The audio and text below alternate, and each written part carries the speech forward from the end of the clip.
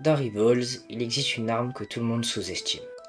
Pas de balles, pas de bruit. Juste une arme de catégorie mêlée.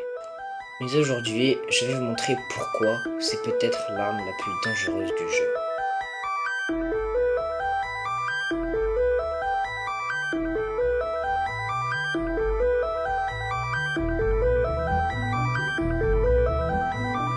Ok, donc avant tout, pour one-shot quelqu'un, il vous faut à tout prix faire un clic droit. Sinon, vous mettez un coup simple.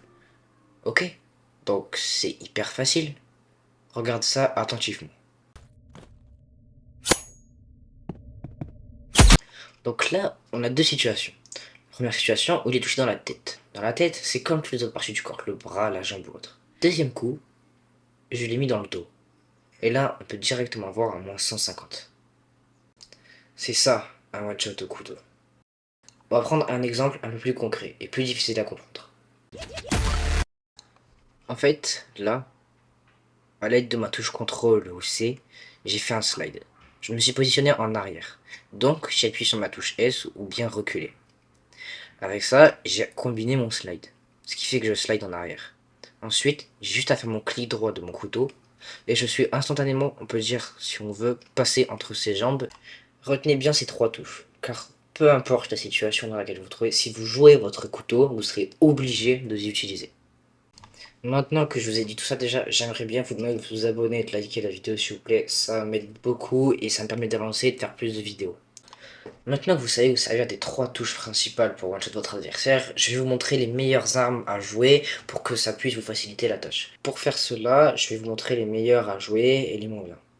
Il y a deux catégories. Il y a les double jump et les propulsions. Donc on a les propulsions, on a le pad, la grenade, le C4, tout ce genre de choses.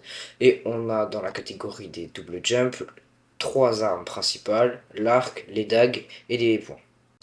Donc maintenant, je vais vous montrer les meilleures builds. Donc avec toutes les armes qu'on a vues, on va essayer de les utiliser pour en faire un meilleur build possible qui vous permettra de plus facilement coûter vos adversaires et tout ça. Donc le premier build, c'est l'arc, les dagues, le couteau et la grande guerre. C'est vraiment le type vitesse pour être fluide et rapide. En 4, on a l'arc, les dagues et le couteau et une propulsion de catégorie type. Donc le pad, le C4, la grenade. En 3, on a le RPG plus dague plus couteau plus C4. En 2, on a le lance-grenade plus les dagues plus le couteau plus le C4, c'est très fort. Et en 1, c'est ce que je joue personnellement, c'est l'arc, les dagues, le couteau et le C4. Voilà, maintenant que vous savez faire tout ça, je vais vous montrer un extrait de ce que moi je suis capable de faire.